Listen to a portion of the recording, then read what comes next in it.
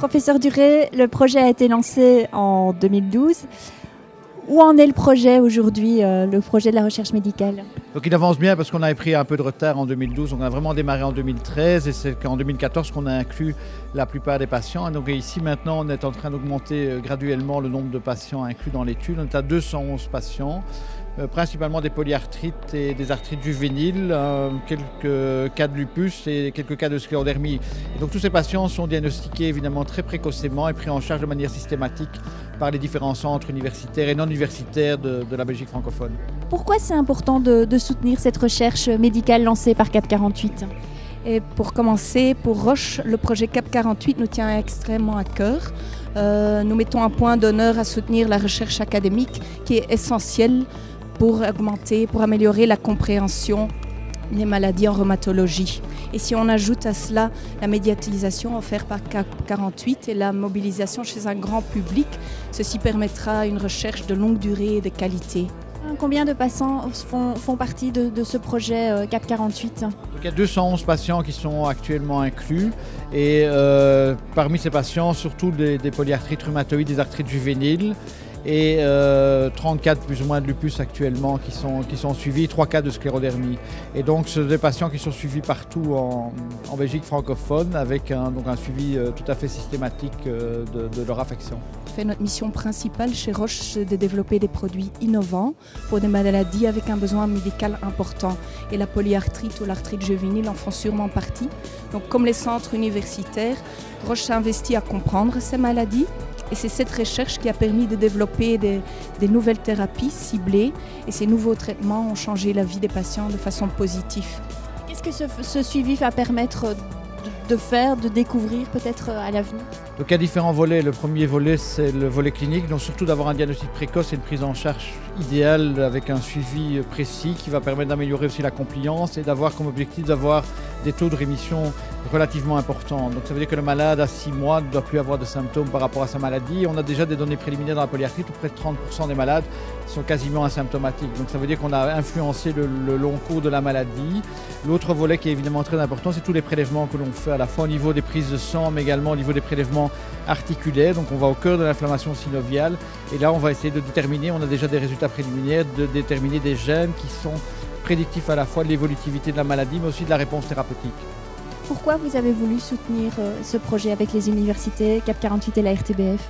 Et donc MSD, une firme pharmaceutique, on a investi beaucoup dans la recherche, entre autres en oncologie, le diabète, maladies cardiovasculaires et aussi en immunologie et donc aussi en polyarthrite. Donc pour nous, c'est une opportunité pour aller plus loin que la recherche et le développement des traitements qu'on fait. Donc ici, ça nous donne vraiment l'opportunité d'investir dans une recherche clinique en Belgique qui a vraiment comme objectif d'améliorer la qualité de vie des patients. Donc ce sont justement les patients qu'on aimerait traiter et donner une meilleure qualité de vie. Et cette étude de CAP 48 est très importante pour nous parce que ça aide à mieux détecter les patients, beaucoup plus vite aussi. Et une fois qu'ils sont détectés, aussi de regarder la sévérité de la maladie. Et alors aussi de prédire presque comment ils vont répondre à leur traitement. Et justement, ça laisse la possibilité d'adapter le traitement aux besoins spécifiques des patients. Combien de cliniques participent à cette étude et combien de rhumatologues? On a 24 centres qui sont actifs, 54 participants, pédiatres et rhumatologues.